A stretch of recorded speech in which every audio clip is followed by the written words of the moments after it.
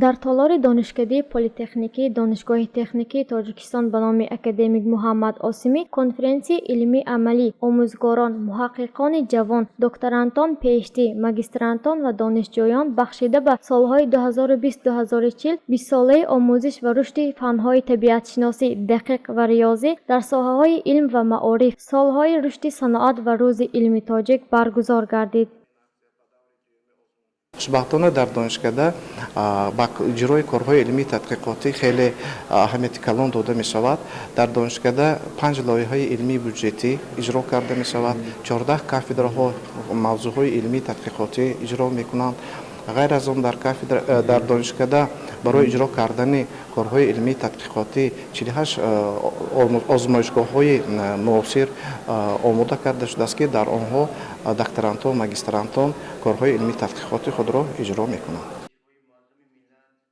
در کار کنفرانس استادان و عالمان جوان و دانشجویان اشتراک نمودند. سرآغاز معاون رکتور عاید به علم و اینواسیون عثمان جان احمدov سخنرانی نموده به کار کنفرانس حسن آغاز بخشید. ذکر داشت که زیر توجه پیشوای ملت استادان و عالمان دانشکده همه ساله به کارهای علمی تحقیقاتی توجه خاص ظاهر نموده رساله‌های علمی خود را به صفت بلند به انجام می‌رسانند و نقش خود را برای پیشرفت علم می‌گذارند.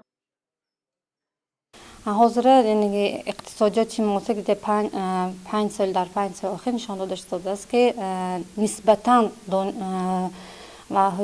جوانان بیشتر با تکنولوژی معاصر یعنی که طرز کار کردنش بهتر ثابت شده فعالناکی خیلی زیاد می باشد. در دوره های یعنی که پیش از یعنی که دوره های یعنی که بعد از پاشخوردن اتفاق یعنی که سویتی اینقدر این حال نوآوری های علمی تکنیکی نسبتا پستر بود که فعالناکی نسبتا پستر بود. حاضر یعنی که خیلی زیاد.